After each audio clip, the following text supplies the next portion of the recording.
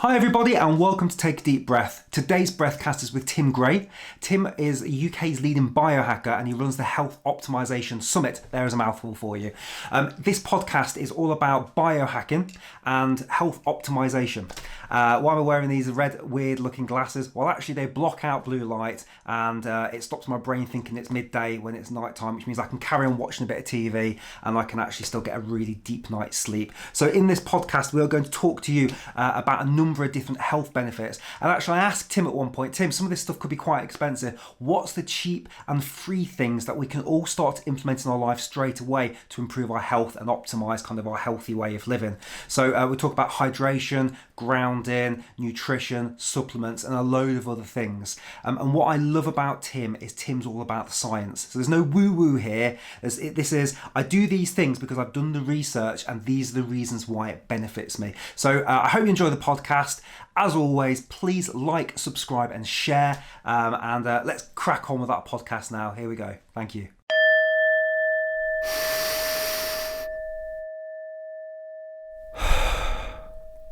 I want to just get straight into asking you, for those that don't know, could you explain a little bit about what biohacking is, please? Sure.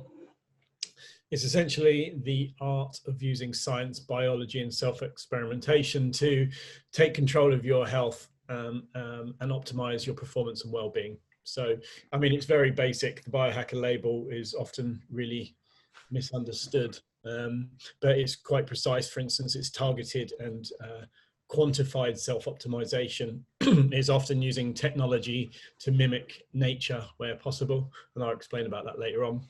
Yeah, sorry, go ahead. Well, no worries. It's about preventative healthcare opposed to fixing symptoms. It's about really making sure that you're healthy ongoing without having to worry about having to fix health issues that you have pop up. Figuring out why something's going wrong and then fixing it. But also it's making health really fashionable, which I think is one of the key things. I mean, since Dave Asprey founded the whole biohacking movement, it really has made things very, very popular. It's helped obviously with the breathwork side of things. It's helped obviously because Bulletproof Coffee went mainstream very quickly. Yep. Red light therapy, collagen, blue blocking glasses, all of these things are down to pretty much Dave's work in biohacking. So it has made it really fashionable. And now the days of going down the pub on a Friday night are less fashionable, and cooking really healthy grass-fed meat or organic vegetables and socializing at home is far more popular. So that's basically what biohacking is. Yeah, I'm so excited to get stuck into the weeds of this with you today. But before I do, I'm going to hold off because I've got my light blocking glasses. After I saw yours actually on Instagram, I bought some. They're not as fashionable as yours. They're I'll have to dig them out. They're I think they're meant for people in the industry, in the construction industry. Well, they do the same thing, I think. But they're very cheap hair. What's your story? What's your journey? How did you kind of go on this path? Where did you start? If you wouldn't mind just sharing a little bit with us, what got you to where you are today? Yeah, I think a lot of people that are in the alternative health space, or people that are into breath work, or people in biohacking, or people into fitness or whatever, they're in it for a specific goal, often through not being big enough built, so they get into the fitness world. If they've had stress or anxiety problems, they get into yoga. If you get into biohacking or health optimization, it's because you've had health issues. So I think it's very common that that's the routine for a lot of people. A lot of people then start focusing, pretty much put their life into optimizing their health. I am one of those people. Same with Dave Asprey, again, the founder of Bulletproof. He got into it because he was fat, basically no energy and knackered all the time, and started figuring out ways to hack that. He was a computer hacker, obviously, which is where the term hacking came from, biohacking opposed to computer hacking. And again, I'm the same as that. And it's the same with many other people, especially in the breathwork space, because obviously people have a lot of gains very, very quickly. I actually read earlier on from one of the breathwork guys that the day that people first do their first breathwork session is often a big moment for them, and they remember and hold on to it very, very closely and remember it well. And it's also a significant jump in health. Biohacking is just using different modalities like breathwork, obviously, to optimize your health. So for me, I got ill, basically. from being a very, very busy business guy, running multiple companies, being full of life and energy all the time, to getting kidney stones, urinary tract infections pretty much every day for months, having prostate issues and brain fog and anxiety and things like that. And before I got ill, being a business guy, and I built probably 7 or 8 companies by this point, I thought being ill was a weakness. I didn't think it was just in the head, opposed to, you know, something physical. So after being in and out of the doctors, you know, for months and months and months on end, and being on antibiotics for quite a few months in a row, I couldn't even digest my food anymore. And obviously that's a spiral out of control, because if you're not digesting your food properly because of the antibiotics, you're not going to get the nutrients from your food, which means your energy is not going to be right. And back then I didn't know then what I know now, and ways to get around that. So I could have saved myself probably 5 years. This was nearly 10 years ago.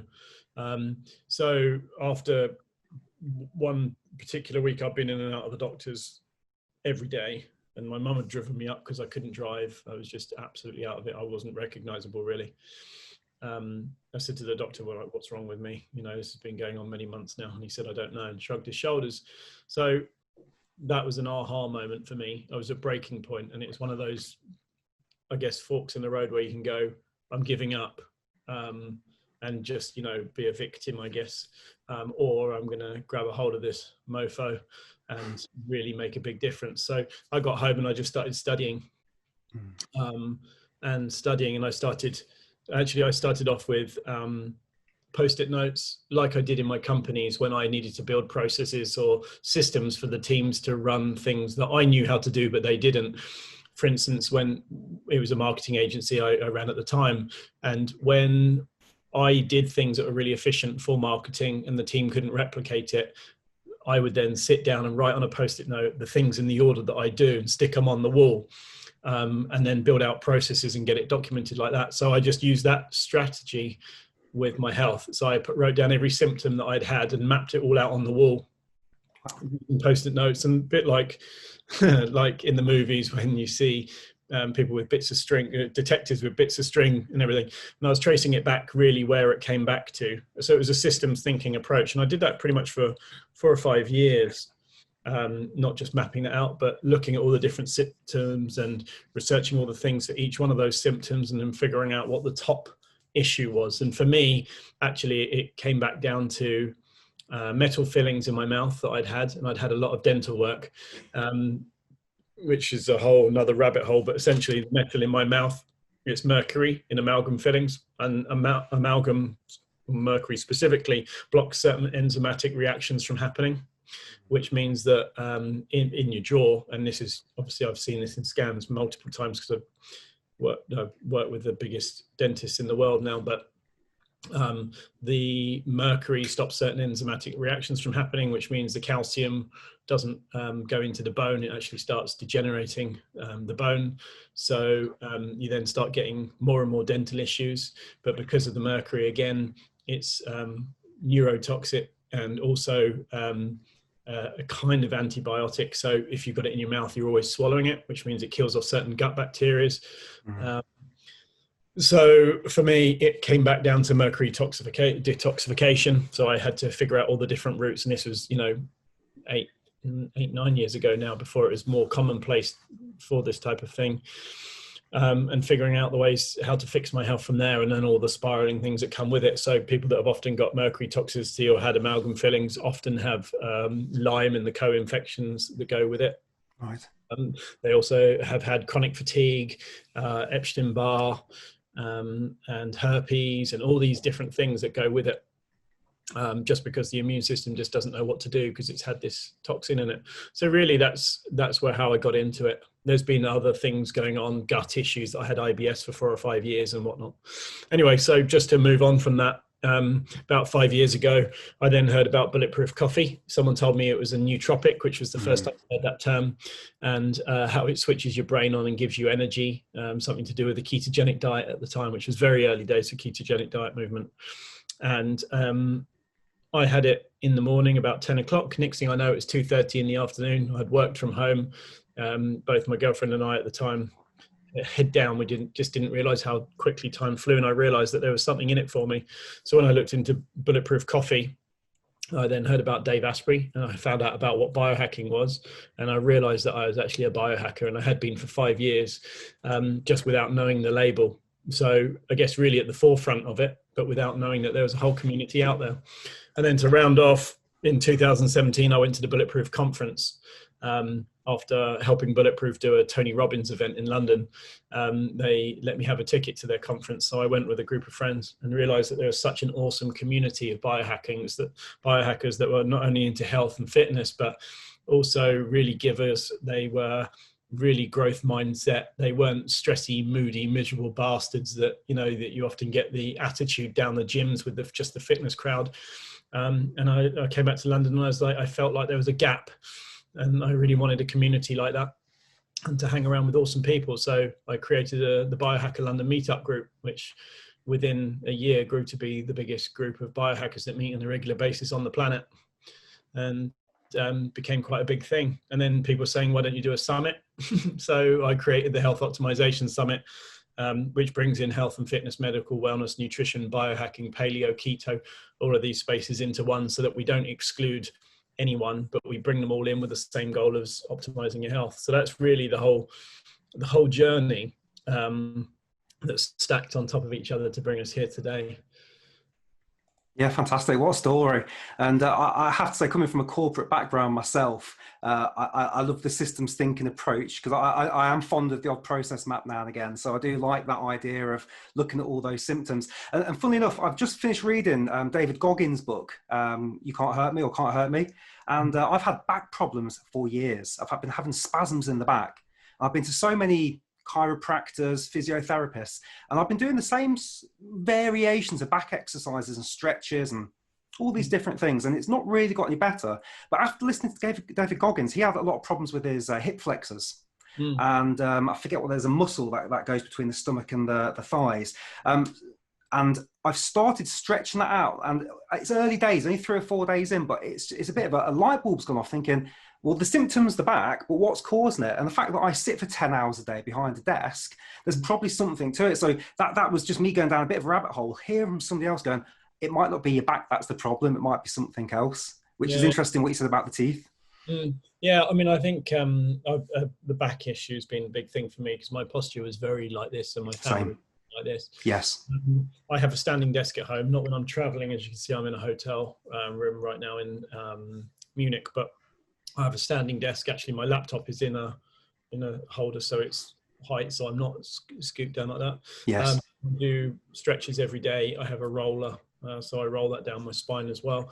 And I used an ABC chiropractor for quite a long time as well, which is Spiro Health over in Putney. They're very, very good, and they look at the spine and how it's misaligned. So if you've got your neck like this, it's your neck compensating. It doesn't mean your neck needs adjusting here. It's probably further down. But there's also body mechanics side of things, which there's one of our speakers and a very good friend of mine, actually, Ricky Warren, Rick's.official on Instagram. He's one of the most incredible movement guys you'll ever meet. A kind of calisthenics, but more so than that. So I work with him as well in the movement, which has actually helped me with my posture massively. So while my brother is getting more and more forward, he's not doing the exercise I'm doing, which is naturally in our family.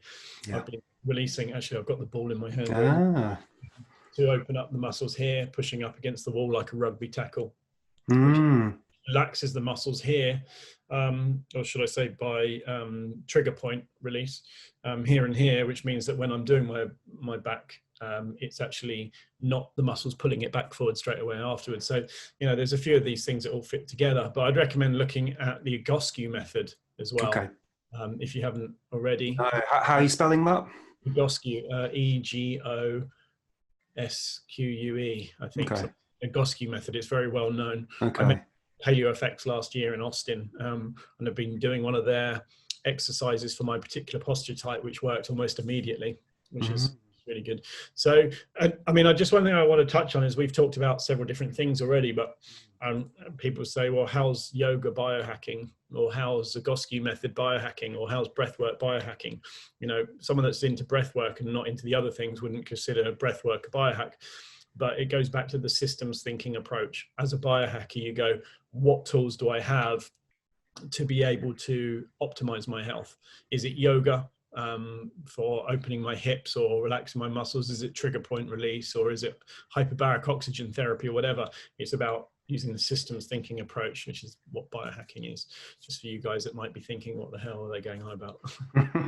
Thanks for clarifying. And I think it's interesting going back to what you said about the breath work almost being like a gateway drug to biohacking, because that first breathwork session I had in Poland with Wim Hof and his team in this basement, it's implanted in the, you know, straight away, and everything that happened for me in that first week, and all the visualizations and the way I felt, and then you add that to then some cold exposure, and then it just left me at the end of that week thinking, well, what else is out there? If that existed for sort of 35 years and I had no idea, is there some other stuff out there? And now I've got the, you know, blue light blocking glasses and, you know, journaling and meditation. So it'd be good to talk a little bit about what are some of the best free or easy to entry biohacking things you've come across? Because sometimes I know it can get quite expensive, but what are some of the free or cheap things you've seen you could recommend for people?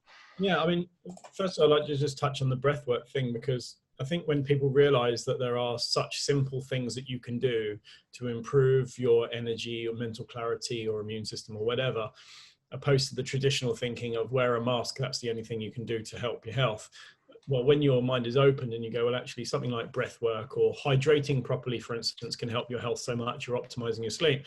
You go, well, actually, what else is out there that I can do, and how many more gains can I get? Which is why a lot of guys that get into, or girls that get into biohacking often like keep on going and going and going and going, because when you realize how optimal or how much of a high performer you can be, it becomes a drug, because it's almost like, well, when you have an off day, you realize how bad it can be or how amazing it can be. So I think it's a natural exploratory thing for people with that open mindset. My mum exactly the same, actually. She had osteopenia, and on the scan it showed that you know, that they were concerned that it was going to progress. And so I started researching it. This is very early days, and thanks to Dr. McCullough for talking about osteoporosis, about his protocol, what he recommended. So I figured it out and we reversed it, and it was actually good within 6 months, opposed to just being on drugs for the rest of our life. So again, it is a solution focused mindset. In regards to free and cheap biohacks, yeah, I mean, often people say, oh, it's for rich kids. You know, and we haven't all sold companies, therefore we can't afford to do all this stuff. But I mean, this ball costs next to nothing, and that's biohack. If you've got bad posture, a foam roller costs you nothing from Amazon. You can get it delivered already for $3.99 these days. Breath work costs you absolutely nothing. You can even get Wim Hof's app for free on the App Store, which is bloody brilliant, by the way. I was using that down by the lake. You see on my Instagram, for those guys listening, at Tim Biohacker on Instagram, you'll see that I was doing breath work in the Bavarian Alps in Germany last week with Matt Kotler, who runs Flow Grade Festival, who's my German counterpart in biohacking. He's very big into breath work and things. So we're using the Wim Hof app down by the river. Then we did a cold plunge, which was absolutely bloody freezing. But that's also free, completely free. Getting your shoes off and getting in the grass or in the lake. The reason why when you're in the lake versus just a little paddling pool for doing, like, you know, a cold plunge or whatever after your breath work, the reason why it feels so much better is because we're actually getting free electrons from the earth when we're grounding. Those free electrons actually scavenge free radicals. Essentially, the free electron goes and pairs with the free radical, the free radicals that we have, which are a byproduct of our mitochondria doing their thing with the energy. What that does is it then makes it stable, which reduces inflammation and promotes healing in the body. So whenever you've got your shoes off in the grass or on the beach or in the lake or in the sea, that is 100% free, in abundance biohack right there. And if you look into grounding or the earthing movement, you'll see how amazing it is. Now, what's even better is if you've got sunlight or natural light at the same time, you're getting positive photons, or photons from the sun, which is energy, which helps charge your mitochondria. If you take your sunglasses off and get natural light in your eye with full spectrum, it's actually much better for you. So sunlight and grounding and breath work are all completely free. If you can't get in front of the sunset, which is red light therapy, you can buy a red light stack. If you're playing with your iPhone after sunset, you can get blue blocking glasses, and you can get them for 40 quid on Amazon, or you can buy the expensive ones. Or you can just have candles and basically walk around in candlelight, because like incandescent lights, burning light, is significantly more red light based, which is what we would have had evolutionary speaking from a campfire. We wouldn't have had natural fake light everywhere. So that's an example of free things. I mean, if you want the expensive things, for instance, breath work, you can do hyperbaric oxygen therapy, which costs about £150 an hour. I had a clinic in hyperbaric oxygen therapy for several years. I opened it up after I heard Dave Asprey talk about it on a podcast, and I thought it was so amazing. I went and had a clinic. Again, that is a rich kid's toy, definitely. But breath work, if you do it properly, and become reliant on it, i.e. put it into your daily routine along with a cold shower in the morning, then you see significant benefits from doing so, especially from the hormesis or hermetic stressor side of things. So really there are a shit ton of free biohacks everywhere, but it's really how far do you want to go? It's like someone saying, well, driving a car is expensive if you only think about a Lamborghini. You don't have to get a Lamborghini. You don't. That's not the only form of car. And it's the same with biohacking as well. Yeah, there's a spectrum, isn't there, from completely free to some medium price things. No, I love that. I wanted to ask you a bit about this this grounding, because I've been doing it a little bit now and again. When you're on drier grass and you don't have a lake nearby, are there immediate benefits? And then do you have to be on there a long period of time? What's a good length of time to be kind of with your feet on some grass, do you think? Think of it like this. When we have evolved not wearing rubber shoes, so we evolved being connected to the earth the majority of the day. So if you think about it like this, if you're thinking about inflammation in the body, when you're connected to the ground, inflammation is completely gone. But as you step away from it and you're not getting the free electrons from the earth, your inflammation levels are filling up more and more and more and more. If you come off for 1 minute, it will drop a little bit and then go back up again, because your mitochondria are continually producing energy, and the byproduct obviously is free radicals, as well as from other sources as well. So if you're off the ground for 1 minute, you'll lose a bit of inflammation. If you're off for 10, 20, 50, an hour, whatever, until you're basically back at ground level again. So the longer the better, but there's a point where you don't need more, and then you can step off the grass and it will come back up again slowly over a period of time. Okay, now, so it's daily practice. Sorry, go ahead. Minimum of 40 minutes is the best thing, minimum. Clint Ober, who wrote the book and did the documentary on earthing, and I really recommend you check him out or read his book because it's incredible, and his documentary is very good. He does live blood analysis of blood before grounding and 40 minutes after grounding. And you can see on before, for someone that hasn't had much grounding in at all, you'll see that the red blood cells are all clumped together, like not free, basically. After 40 minutes of grounding, you can see that the red blood cells are equidistant from each other and therefore flowing properly. So that's 40 minutes. And also inflammation in the body under thermography, you can see before and after. You can see, and I've actually done a post of this on my Instagram about 2 months ago. You can see before 40 minutes of grounding and after with thermography, and you can see that the inflammation is pretty much gone. So I wear grounding shoe straps. So that's like a sticker that's conductive that goes from the sole of my shoe into my shoe that I stand on. It is conductive through my socks because your feet do sweat slightly, which means it conducts okay to the ground on the assumption you're walking on ground or something as, grass or whatever. I have a grounding pillowcase, a grounding mouse mat, grounding floor mat, and I'm pretty much, or I work barefoot on the grass in my garden. And I'm often grounded 8 to 12 hours a day, if not more. Dr. McCullough, who is, one of the biggest names in the whole health space, alternative health space, he says he's grounded 80% of every day. That was my goal, and I nailed it pretty quickly. But I saw diminishing returns after a certain period of time as to how far it goes. But it definitely does help significantly with brain fog. And also, if people have got anxiety or a panic attack or getting really stressed, actually getting on the grass actually really does bring you back down, literally down to earth very quickly within a few minutes.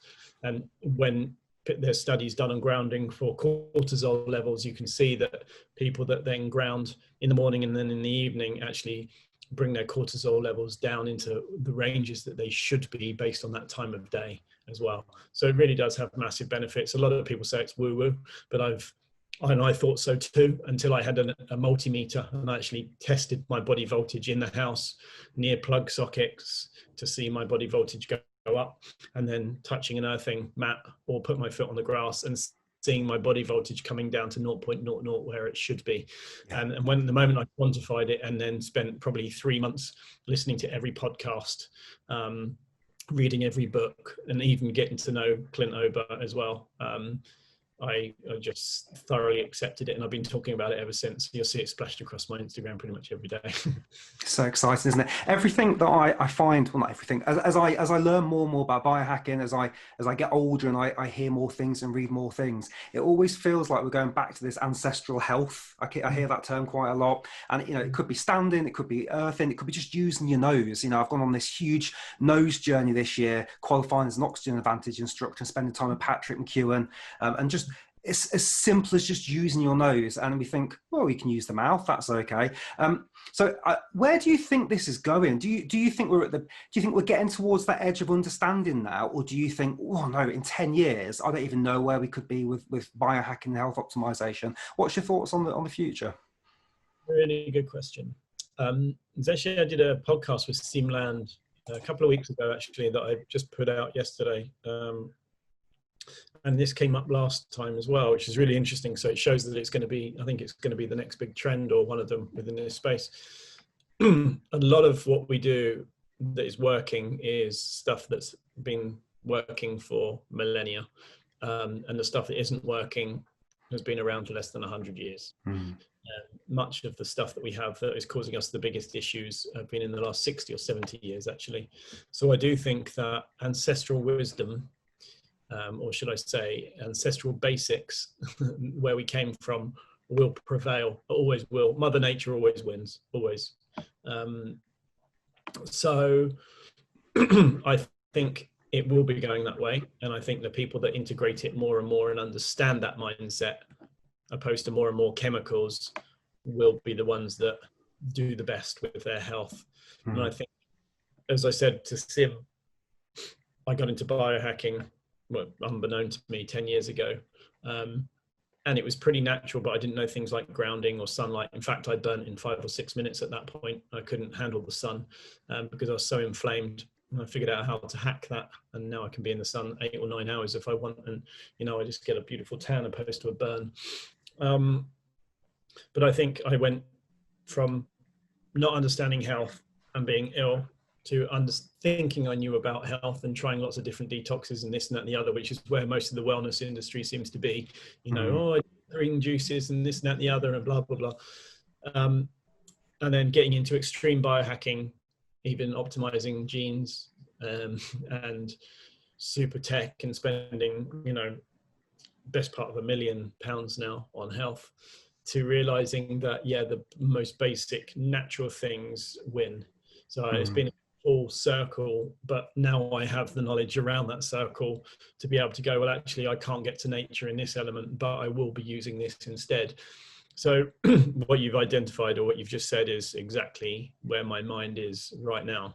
And I think that's why with the Health Optimization Summit, I bring in the best doctors, the best researchers, the best specialists, and people that actually talk about how nature helps, as well as the medical side as well. Because the medical world, is incredible, in all honesty, and it gets a bad rep, Big Pharma does.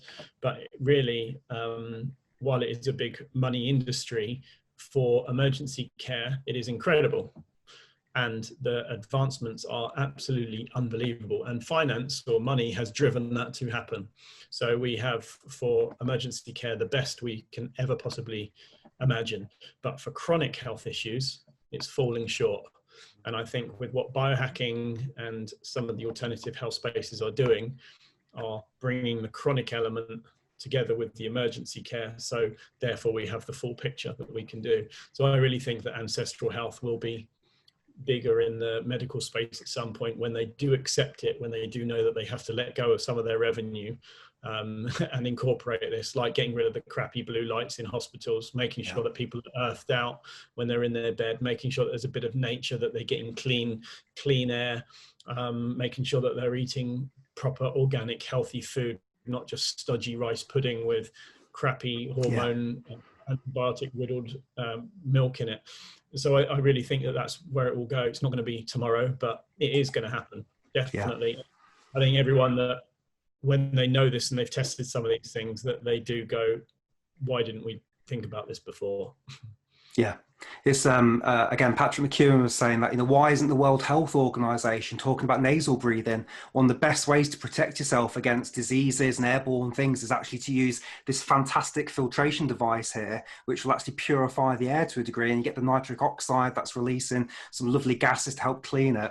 I'm sure you've heard about this study, and I'm going to butcher it to death now, but there was something around people with views in their hospital beds where they could see green trees, and the rate of healing was significantly more, wasn't it? Have you come across that? Yeah, I have. I can't remember the specific details, Yeah. but I know that nature did really help them significantly. But you never know. There's so many sources, you don't know what's fake news and what studies. But I mean, I do know that there's a lot of studies going around about how nature is very good for people with stress, and a lot of it hasn't been quantified up till now. But I only really accept things that are quantified or backed up in some way. It doesn't have to be double-blind studies, because a lot of double-blind studies, for instance, they'll have 50 people in it or whatever, and there'll be selected people, and those 50 people won't be as good as thousands of people testing at home, tracking their sleep with one of these Oura rings, and you'll have far better data. Yes.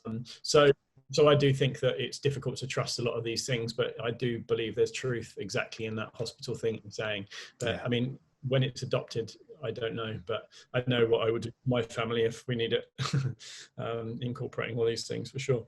Yeah, I love the fact that you're not just somebody that's just talking about random things that might be good for you, and it's the science needs to be there as well, because for a lot of people, the idea of earthing does sound a bit woo-woo, but then when you actually start to look into it, so no, there are actual scientific, measurable, quantifiable differences if you do that versus that you don't do that. So no, I love that. I'd like to talk about that EMF. So would you mind just sharing people what is EMF and why is it a problem for us?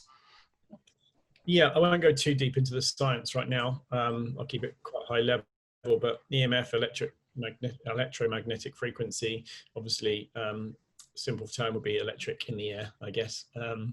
And this comes from Wi-Fi, cell phones, whatever.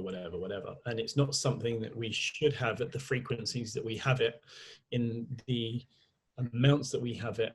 We didn't evolve with it. Now, on the basis that we are electrical creatures, so when our heart stops, what do they use? Electricity to get it started. What do we drink in water? Minerals, which are electrolytes, which essentially connect the wires of our body via the veins. What do we have when we're dehydrated? We have IV with electrolytes in. So anything that is electrical can, in theory, interfere with our electrical system. A lot of people are sensitive, and get palpitations or health issues as a result of EMFs, and some people are very, very sensitive to it. Before I was even into biohacking, and again, this is 10, maybe 11 years ago, I lived in an apartment with a friend, and I had the worst sleep problems ever. And I really couldn't sleep. My brain was at 200 miles an hour every single night. I just didn't know what it was. And then one day when I got up, I was so frustrated. I walked into the lounge, which was directly behind my bedroom, and the router was on a table this far, probably this far from my head. Right. And I just thought, I wonder if that's something to do with it. So I moved it far side of the apartment, and my sleep issues went. Now, I didn't think anything of it. I just, okay, fine, that sorted it. But after obviously getting to know a bit more about EMF, and people say, oh, it's not dangerous and blah, blah, blah, blah, blah. I read Dr. McCullough's book, EMF'd, EMF star D. It's how it's spelled if you want to get it on Amazon, and it tells you about the dangers of it and what it does to our body. But essentially it messes with the calcium channels and screws with our metabolism and potentially long-term immune system. So when there's a lot of conspiracy theories going around about 5G and coronavirus, I don't think they're directly related. I do think that EMFs, having a 5G tower next to your house is going to help, but it's going to hurt you long term. I don't think it's something immediately that's causing your immune system to drop that much that you'll contract a virus. I just think that is correlation, not causation. And I think a lot of people in the alternative health space jump on these things and make themselves look like conspiracy theorists, or talk like they're experts. And I think sometimes, no, it's just a correlation, not a causation. But I do think for long-term health, it's not good. And there's a lot of studies actually that aren't backed by the mobile networks, surprisingly, because, they need to hold on to their revenue, just like the cigarette or tobacco industry didn't promote the bad results from tobacco smoking for years until it was widely accepted. So I do think that there will be limits on it in the future somehow. I don't know what that's going to look like, but with a sensible mindset, I'm not going to blame them for anything, because I think I love my phone and I have built a life with my phone and my laptop, which we are now talking on right now. And the conveniences are amazing. The inconveniences aren't so apparent.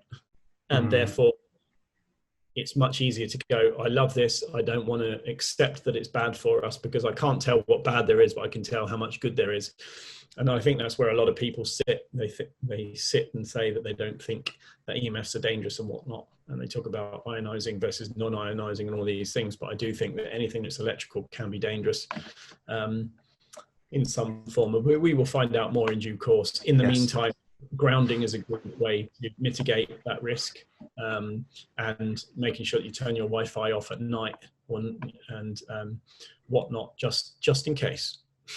It was after one of your meetups, actually. I got talking to another participant in London, and after that, no longer did I charge my phone. I used to have the phone charger, the actual plug near my head, and that's giving something off as well. There was some EMF coming off that. So no longer now do we charge phones in the bedroom. The phone is far away from my head on, airplane mode at night as well. And when I can, I'll turn the router off. It's difficult, obviously, in your block of flats, but I guess at the same time, you do what you can to minimize that EMF as much as you can, because it's not great for you. Well, when they build a bridge, health and safety say it has to take like 5 or 10 times the weight that you're supposed to have to be able to drive over it, just in case. And yet the limits on EMF they don't do that. They go, we're going to test the people. So I would just say, err on the side of caution, and we will see in due course. Yes. Doesn't mean you have to smoke 30 cigarettes a day until someone says, oh, that's dangerous. It's best to go, well, actually, logical, rational mind goes, there's something in it. We didn't evolve with it. Therefore, we should probably be cautious of it. You're not going to give like, for instance, a lot of people message me and say, oh, can I use this supplement on my kid? Or can I do this to optimize my kid's health? And I'm like, go careful. I can't advise you to do anything because it's a baby or a kid. Just be cautious. Well, why wouldn't we be cautious with ourselves with some things that we don't understand? Same with that. So no, lovely. Thank you for going into a bit of detail on that. Question for you around good old H2O. Thoughts on UK tap water or global tap water? I recently watched a Down to Earth documentary with Zac Efron, which I don't know if you've seen that. I enjoyed that a lot. But thoughts on tap water, thoughts on bottled water. What do you drink in terms of water, or what's in that bottle now? It'd be good if you could share a bit about your experiences there. Hydration has been a big part of my journey, actually, because mercury competes for the cells, basically, for various minerals, including magnesium, which means you can have mineral imbalances. So I would pee at one point 30 to 50 times a day. And the more stressed your adrenals get, the more you pee, you don't hold on to the fluid properly. So I went to various specialists. I tried everything to fix this frequent urination, and I was peeing so much it was causing more prostate issues. And it was actually a big stressor because I didn't want to drink anything because I would just pee it straight out 10 minutes later. But I had to drink because otherwise I got kidney stones. Well, kidney stones come from a leaky gut, from oxalate production, endogenous, not exogenous, or both. But if you don't drink enough water, then you're not flushing those out. So it was a big issue for me. So I started testing mineral by mineral to see what helped me retain the water opposed to peeing it out. And for me, it just happened to be potassium, 200 milligrams in the morning, 200 milligrams at night, helped me retain my water. But then I started trying a full spectrum mineral, which you can use something like Quinton hydration, QUINTON hydration, which is an isotonic, which is 78 trace minerals in one glass vial, basically.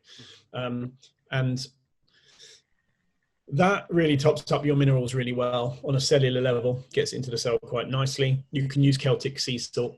And as you know from Down to Earth, which is a great episode, actually, and it did get some critics speaking about it online, saying about this woo-woo grounding stuff, which they said, oh, the guys don't obviously know their science because they're talking about grounding and, you know, it's woo-woo about free electrons and stuff. Well, it shows that the people that are critics don't know what they're talking about.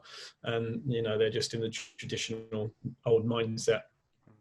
But one thing that they did say, which was really a key point, actually, and I shared it out on my Instagram, I think it was a couple of days ago, was about if you're drinking low mineral water, i.e. filtered water, it might not have toxins in, but it won't also have many minerals in it. Now, we're supposed to drink water from streams or a spring or whatever, which would be high in minerals. Those minerals will help us, our electrical system. Yes. And not only does water hydrate for flushing toxins out, but it also hydrates us for giving minerals for our electrical system. So it has two purposes, not one. Most people think it's one. So if you drink low mineral water, as Zach and Co said on the TV show, which is, in my opinion, absolutely bang on the nail. If you drink low mineral water, the water goes into you and actually leaches minerals from your system. Actually, you pee out more minerals as a result. Whereas if you have high mineral content water, like from a stream or whatever, then actually you're rehydrating yourself in minerals. And I've actually tested this because before, all my blood tests for many years were very low in a lot of the electrolytes. And then I added in Quinton hydration, and I did it in the morning and in the evening. And then I had blood tests 6 weeks later. And for the first time in my history, my minerals in my full blood count were all in a line for the first time. I still continue to take potassium on its own because I find that helps me retain water. And I've tested this with so many people as well. People that have often got the MTHFR gene mutation or have had metal fillings, or parents that have had metal fillings, often pee more frequently, 10, 12 times a day often, and they think that's normal. As soon as you add a bit of potassium in, that helps them retain the water. And I hear this very frequently. Many of my friends actually, it's the same thing. So what my point is it's really important to have a high quality mineral water. There's some brands that are very high in minerals, which are great, which rehydrates you. And I think when you get to, I think it was 70, you're 30% dehydrated from minerals from the inside out, which is why you have dry, more leathery skin. And that's not just down to lack of collagen in your diet or in your body. So yeah, it makes a huge difference. So hydration is actually biohack fundamental number 2 for me. Number 1 being sleep, number 2 being hydration. Yeah, I recommend anyone watching or listening to this to check the episode of Down to Earth, episode 2, because I think it's so on the money.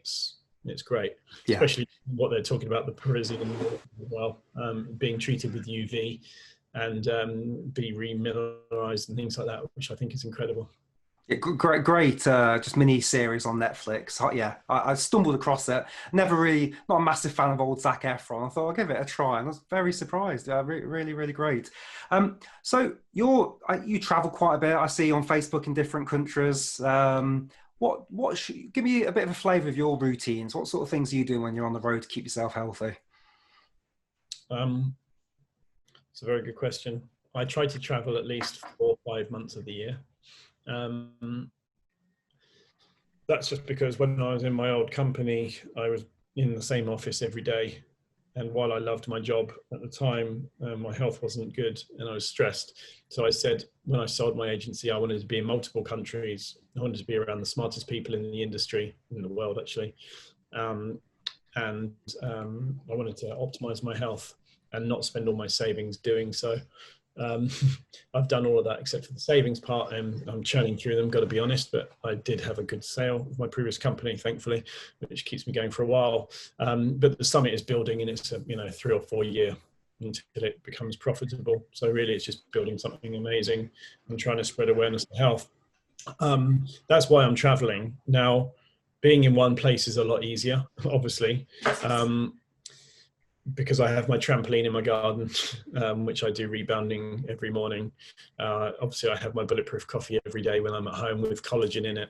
And I have my Hyperbaric chamber before I go to bed every day. I have my X3 bar, which is a home, like an elastic band type thing for bodybuilding. And I have my roller bar and all these things in place. So it's very, very easy, as well as my standing desk. Whereas when I'm traveling, I just utilize nature around me. It's easier to do cold plunge because I generally pick a city where there is a nice lake, Nice. where it's slightly climate, or a park nearby. I'm in Munich right now, right near the main English gardens, with a lake in the middle, which I've been in a couple of weeks ago as well. So yeah, my routine is wake up. I have my amino acid stack, which has glutamine, creatine, taurine, and electrolytes, as in terms of minerals, not crappy electrolyte product. And that's the first thing I have. So that helps with firing up the neurotransmitters and switches the brain on. I let that sit for about 30 minutes, and then I have my coffee, and I carry around actually this glass bottle, which has this filter in the top. So I put my coffee ground in here, pour the hot water through. I use it for tea, which is nettle tea at the moment, actually, which I'm using because it's a natural antihistamine, which stops me getting hay fever. And it's also good for hormones and testosterone. So I have my Bulletproof Coffee, or should I say just plain black coffee when I'm traveling, followed up by a nettle tea at lunchtime. I'll get out and ground pretty much in the morning, and I see sunrise whenever I'm up for it, and get as much natural as I can.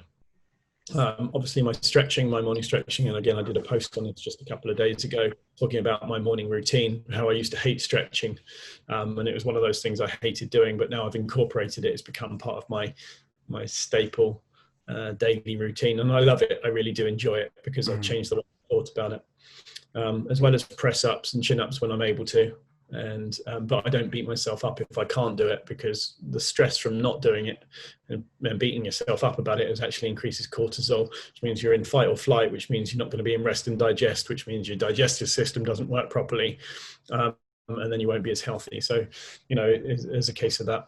I also obviously use this bowl, which I carry it around with me everywhere, and I eat super clean majority of the time, but I do let go every now and then. And so that's basically my daily routine. And I get my work for 3 or 4 hours a day, and then answer my emails and Instagram the rest of the day. But I'm really, really strict to my time. Yeah, and a fantastic quote I heard a little while ago, which I try and live by. I'm probably too much in the not strict enough, but everything in moderation, including moderation. So it's nice to hear you hint at the fact that sometimes you let your hair down, because yeah, it's important to be clean, but then I think it's also important to enjoy yourself. So okay, and bed routine. What would that look like then? So what does the nighttime kind of? How do you wind yourself down for bed? Yeah, that's a good question. Well, there's actually just a quote I just want to tell you, because it's funny you say Mm, everything in moderation, including in moderation, which I think is a really good quote. And I actually I came up with a line myself a few weeks ago, which was too much extremism causes stress, and too little strictness creates toxicity. Because I think one of the things I see with biohackers are people that are optimizing their health, they get so stressed, you know, if they miss a meal or if they have something wrong or whatever it may be, and then they get stressed, which then obviously causes them issues. yes. But not being strict enough and saying, oh, well, once won't hurt, but that once is every day, can Yeah. create toxicity. So yeah, so really I like that, everything in moderation, including Yeah. in moderation. So And just to add to what you just said there, there's a book called Why We Sleep by Dr. Matthew Walker. I'm sure you've heard of it. And guys, if you haven't yet, I highly recommend it. But when I read that book, so this guy was on Joe Rogan. I thought, wow, because I was always a believer of you don't need that much sleep. You sleep when you're dead. All those nasty quotes that we've heard. And then he started talking about Margaret Thatcher and Ronald Reagan and Alzheimer's in later years, and they famously said that they got by sort of 3 or 4 hours of sleep. So I read that book and it really stressed me the F out. I was like, oh my God, I need good sleep. And I made everyone's life a misery because I was like, no, I need to get to bed now. I need 9 hours. I need all the lights off. And it was after several months of realizing you're stressing yourself out about the thing that you wanted to get better at. And I got to this point where I kind of managed to relax myself down now. I'm like, do you know what? If I'm going to have a good night's sleep, I'll have a good night's sleep. But I put all the precautions in place. So the light blockers will go on, hot showers sometimes before bed, nice cool room. So they're kind of some of the habits I've got. But I understand what you're saying. Sometimes you've got to be careful you don't go too far and stress yourself out with something that you're trying to use to make yourself better. yeah, yes, that's very true. Yeah, so for my sleep, sorry, I do. Mm, For my sleep, I make sure I don't eat within 3 or 4 hours of bed. Generally, I try to eat before sunset because, and this is based on Dr. Sachin Panda's work, which is from Circadian Code, is that we produce up to 50 times less insulin after sunset. Certain genes turn on and off at different times of the day. So if you eat after sunset, your blood sugar stays high through the night, which means you're storing that as fat throughout the night because your body is processing the food during night. Whereas if you finish eating before sunset, go to bed, once your blood sugar has come down, you actually don't store that as fat. You actually lose weight, you become leaner without even having to change your food, just the timing of the food, which means that your body is actually repairing during the night opposed to getting energy from the food. It's using that energy to fix your body from the damage you've done during the day. So eating at least 4 hours before bed is absolutely critical, in my opinion. And it's a non-negotiable, except for if I'm at a party, like last week, for instance, and steak or whatever is a bit late. I'll just make sure I double up on my digestive enzymes and hydrochloric acid, so that I can help my body digest it as quickly as possible. So that's number one. And it's often a sleep, when people think that I will need to optimize my sleep, they think about taking melatonin or blackout blinds or whatever, but they don't necessarily think about the prep, 4 or 5 hours beforehand. mm, The other thing is that the biggest killer for sleep is actually blue light, because we are designed to be woken by blue light. It's actually a protection mechanism for us. The people that didn't wake with blue light probably got eaten by animals, our ancestors. So the ones that did get woken by blue light remained, because nearly everything sleeps at night, nearly, but not everything. So therefore we get woken by blue light. It stops us producing melatonin, which stops us from sleeping. So if we're playing with our phone before bed, or any blue light, any unnatural light, i.e. not firelight or sunlight or moonlight, will stop us from producing melatonin. So while we may fall asleep, we won't be sleeping properly because we won't have enough of our sleep hormone melatonin helping us sleep. So that's what you're right about the blue blocking glasses. They are amazing. Dave Asprey is the guy that made them popular. And he's got a brand called True Dark, which were pretty much the first guys out there. There's also Raw Optics, there's Blue Blocks, and a few others as well going around. And it's all really, there's not a great deal of difference these days because they've progressed from being simple yellow lenses, which cuts out kind of 40% of the light, through to being orange or dark red lenses, which cut out 80 to 100% of blue light. What that does is it actually tricks our bodies into thinking it's nighttime because our eyes don't get any blue light in them. So we start producing our melatonin. So if you do that 3 hours before bed, then your melatonin levels are going to be higher and you'll sleep better. And even if people say, well, I don't have any sleep problems, when you start tracking it and you're seeing how low your deep or REM sleep will be, or how poor your heart rate variability is, or how high your heart rate is, by wearing blue blockers, it has a knock-on effect on all of those things. So if people have got health issues, especially if they've got chronic health issues, but they think they sleep okay, they can optimize it and be healthier as a result. So those are the two non-negotiables. You can use things like silicone earplugs to stop hearing noises during the night. And I generally find that works for people that are actually in fight or flight or stressed because they're constantly listening out for threats during the night. Yes. So people that do get woken very easily, that means that they've got stresses going on in their life that they need to change, or they might have a Wi-Fi router near their head because that also does that. So really those are, the type of things. Now, if you go to bed much after sunset, you will wake much after sunrise, which means you need blackout blinds to stop you waking up, because sunlight in the eyes wakes you up, but also on the skin, because our skin is photoreceptive. Our eyes are obviously thousands of times more photoreceptive, which is why we can see through our eyes, but not through our skin. So if you do get to bed late, then you should have blackout blinds in theory, but realistically, I've now evolved and say, well, actually, I'll make sure I sleep earlier using my blue blockers and wake up around sunrise naturally, because then my circadian rhythm is correct. If you go out and ground, get your shoes off and get in the grass, apparently, and I can't back this up more than I've heard it a couple of times now, that we can tell from the free flow of free electrons from the earth, our bodies can, what time of day it is from grounding. So if you ground in the morning, for instance, with your coffee in the garden with sunrise, your body will know, it'll reset the circadian rhythm. And then if you do it again in the evening before bed, it should know. So that should help reset. Now, I know Luke Story and several other people I know, whenever they fly to a new time zone, first thing they do is they get their shoes off, get on the grass and ground out so that their circadian clock, I guess, almost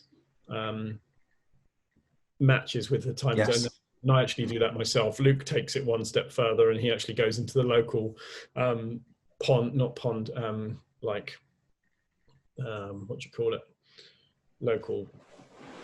river or river or lake or local water source.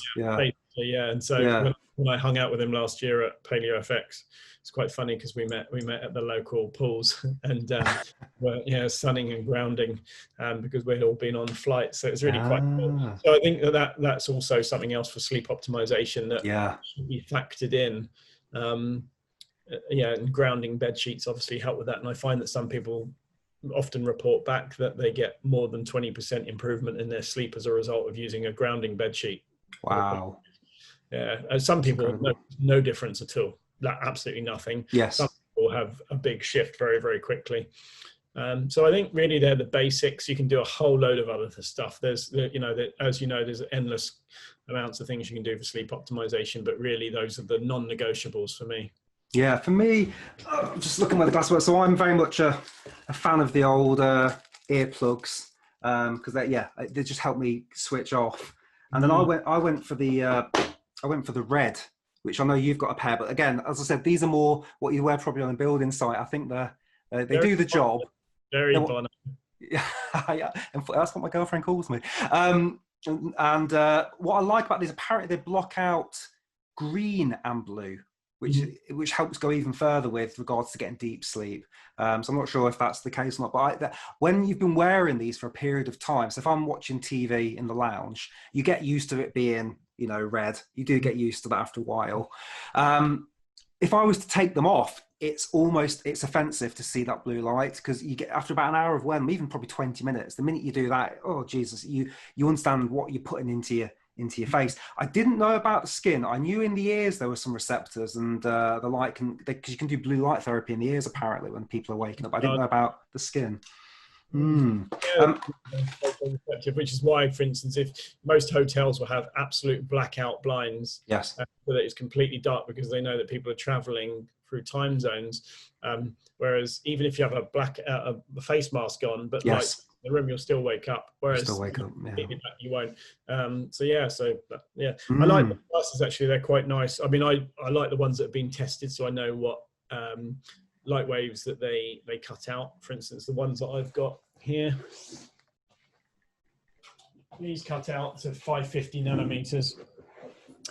You see, they look very stylish. They're much better. I could wear them out and not feel like I'm going to perform a concert for you too. Yeah, that's right. I mean, these are my favorite in style, actually, from Blue Blocks. But I wear the True Dark, which are, I think it's called the Day Walkers, which are like military style, style lenses, which are red, which actually block out to 600, I think it is, nanometers. So that's as far as you really need to go. Andy from Blue Box made me some custom ones that go to 620 nanometers, but they're very, very red.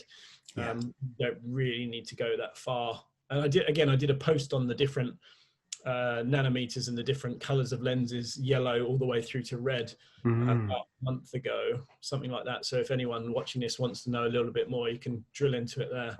Fantastic. I need to get my girlfriend to watch this, because it's very frustrating. I'll have my routine, glasses, you know, getting ready for bed, no screens, and she'll be in the bed, just sometimes not even with the night mode on her phone, and then she'll just fall asleep, and I'm like, I'm prepping so hard for my sleep. But interesting, after what you've said now around this piece around, well, she may fall asleep easily, but we don't have Oura rings or any sort of sleep measures at the minute. But I would imagine probably her level of sleep probably isn't as good as mine, because she's got that blue light before she falls asleep. So I'll see if I can get to watch this.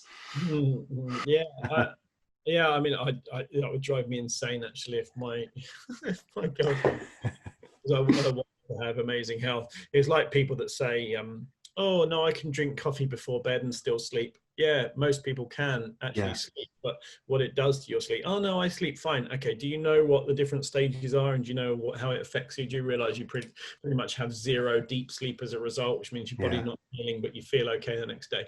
You know, it's things like the blue light does the same. So, you know, I think the saying from the Matrix is ignorance is bliss. Yes. Yeah. It doesn't necessarily mean it's real. So I would twist her arm if you could and see. But the thing is, when you quantify it, which is why I like quantifying what I do with my health, like for instance, why I accepted grounding, when you can see actually in the data what it's doing to you and how you're improving and how you can get ahead in life and have better health as a result in the data, then there's no question. And I think that's what gamification almost is. It's like, oh, got 25% deep sleep last night. How can I get it to 30? You know, someone said to me yesterday, actually, I want to get it to 40% deep sleep. And I was like, why do you need to? And said, oh, because I want to. It's like, yeah, but you don't need that much deep sleep. It's not right to do so. And they said, well, it's still fun. Okay, sure. It's fine to chase shiny toys still. But when you can see it, then you know where you're getting and improving. So that's, so I would get her to watch this and maybe twist her arm. Get her some stylish night blockers that don't look like mine, maybe. Lovely. I'm gonna ask you one final question, and I hope we can do another one of these in the future, because I could go down this rabbit hole for hours and hours with you. It's been absolutely fascinating. So actually, two questions. Number one, I'll be selfish. I've recently developed carpal tunnel syndrome here. Any experience of what I could look into, or what rabbit hole could I go down, other than getting surgery, which appears to be my only option right now, because I've tried the stretching, it isn't really making difference. Would you have any recommendations where I could maybe look for a bit more info in that? So there's several reasons for it often. I was on growth hormones a few years back, and I would get it as well. And when people are on human growth hormones and get that, it's down from water retention, actually squeezing in the wrist here. So the first thing I would say as a result of my understanding is, what are you like with drinking fluids, and are you hydrated properly, and are you retaining into too much water? I would say, how many times are you peeing a day, and is it huge volume? It might be that you're retaining more water, and you actually have better mineral balance, which helps your kidneys flush out the water. So that would be the first point I'd look at. That would be more of a systemic approach. And I'm sure if anyone, medical professionals are watching this, they're probably going, oh no, that's not what I'd recommend. Well, that's pretty much everything we discussed they wouldn't recommend. Yes. And which is why biohacking is doing so well, because these things tend to work. I would say I would look down the water retention side of things first. Okay, fantastic. And see how you are inflamed. And you might find that hydrating correctly, i.e. the right minerals to make you pee a little bit more, if that's the case, and we can talk about that offline, and grounding, incorporating grounding, you might find that those two things help quite well. Then there's also red light therapy, so having your wrist up against one of the red light stacks will also help as well, which will help the mitochondria do their job in that particular area. So if there is something that's going on, then that could be it. But it also could be down to your posture again. So it could be getting a standing desk and changing your posture, and going to see Spiro Health, the ABC style chiropractors, that you might find that helps. Because I had sciatica for quite a long time, and I seemed to fix it. And whenever it came back, I went to see Spiro Health, and it kind of fixed it. It was a combination of several things, but it would cause a pain in my foot, which would seem like the tendons are being taut really tight. And also it can be, if you're imbalanced with your shoulders, it could be that one side's pulling the other, which is why it was one-sided and not the other. So that's what I would probably look down. I will look into that. Thank you very much. My last question then for the audience is, what one or two things would you recommend to somebody looking to start out in biohacking? So they've watched this podcast, they're maybe not overly happy with the health. I know health, they can go down a million different routes, but what would you say would be a good way to get started? Depends on what their goal is. The first one is obviously more energy. More energy. So if you're a coffee drinker, have a look at Bulletproof Coffee. I'm a big fan of Dave Asprey and the biohacking movement, just because it bloody works. Regardless of the naysayers, regardless of what they say, a higher fat diet in healthy fats with coffee, which means that you don't get an instant hit with coffee. It's a slower burn, will give you the right energy throughout the day, which means that your metabolism will be working better. Eating organic grass-fed or healthy veg, and adding in digestive enzymes so that you break those foods down and get the building blocks from them properly is number two. And I carry them with me absolutely everywhere. So I use Stups Nutrition. These are called Bromelain Plus, but they're a full spectrum and digestive enzyme, and they break down fats, carbohydrates, and proteins into their building blocks for your body to assimilate them. So that's another one. And adding in Celtic sea salt to every single glass of water that you have, so that it's more minerals, so that you actually hydrate properly, would be the best places to start, without question. Obviously moving every day. So doing some exercises, you can get a trampoline or a rebounder from Amazon for £30, and you can do that for 10 minutes every day, which gets your lymph flowing, which helps with your digestion and oxygenation as well. And as long as I actually mouth tape while I'm trampolining. So I breathe through my nose, and it's really tough to start with. But again, nose breathing can be a big one, and mouth taping when you're sleeping as well can also be a big one. Patrick's actually speaking at the summit in January. Ah, fantastic. Brilliant. I've been talking to him for several months about it. And a friend of mine, Ryan Carter, who's Levite on Instagram, qualified to be one of his coaches as well. And he was like, you've got to get Patrick, you've got to get Patrick. And so many people kept on saying, you got to get Patrick, you got to get Patrick. So I reached out to him and said, look, Patrick, I'd love it if you could come. And we rescheduled to January because of Corona. Just to be on the safe side, and he said, yeah, I can make it. So he's just signed now, so I integrate his stuff into my everyday as well. Yeah, brilliant. Thank you. So do you want to just talk just very briefly a bit about the summit that's coming up and how people can find you, find the summit, Yeah. tickets, all that sort of stuff?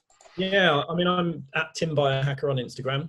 I'm also on Facebook and the usual LinkedIn and stuff like that. But my day-to-day life, biohacks and tips are shared daily on Instagram. That's the best place. Also at Health Optimization Summit, which is the summit. The whole thing behind the summit is bringing in the best of the best, only the best of the best, from Dr. McCullough, Dr. Sachin Panda, who I've mentioned today, Patrick McGowan, obviously, Dave Asprey, the founder of Bulletproof Coffee, and everything in between. Basically, only the best speakers. There's no gap fillers, and I pull out all the stops so that we can have the best experience in Europe for optimizing health. And it's not just biohacking, it is really, the best of health, fitness, medical wellness, nutrition, biohacking, paleo, keto, the usual things that I say. So yeah, that's in January. We have 40 speakers, 50 exhibitors of the best brands, and every single brand has been vetted by me personally. I use them, and there's no gap fillers there. It really is an amazing experience. We had 1,200 people nearly last year in year one. Most year ones are a big flop. We were told it's more like year 3 or 4 in year one, and the feedback was amazing. This year we're going for 1,500 people. It's a slightly bigger experience and better, and we've also got nearly 18 months to build it because of Corona, so we've got more time to make it a better experience. So it's 2 days with loads of good talks and loads of amazing exhibitors and giveaways and stuff like that as well. So yeah, that's at Health Optimization Summit, and it's 30 and 31st of January 2021. Wonderful. Tim, anything else from you before I close off? No, just I think if people want to explore a little bit more, as I say, my Instagram's a good resource for that. Yeah. But also, there's a talk I did at the Biohacker London Meetup about a year ago now, and it's called Hack Biohacking, the 5 fundamentals of health. And that goes into the detail of the 5 things that I recommend that people do before they start biohacking specifically. Obviously, you've had 3 things that you should do, like the digestive enzymes, bulletproof coffee and whatnot today. But if you want to explore a little bit further, that talk's 50 minutes. I've had some really good feedback on it. So yeah, have a look there. Brilliant. Is that on YouTube, is it? Yeah, it is. Yeah. Yeah, I'll put a link into it in the description, guys. All right, well, lovely. Tim, thank you so much. That has been a fantastic education. I feel very blessed to have been able to ask you all those questions as well. And hopefully you guys got some value from that as well. Please leave us a comment below, like, subscribe, please share this. I think these are the sort of messages we want to get out there to more and more people, because these are the sort of messages that people need to hear. Yeah, we will see you on the next episode. So thanks, Tim, and thanks everyone for watching, and have a great day. Cheers.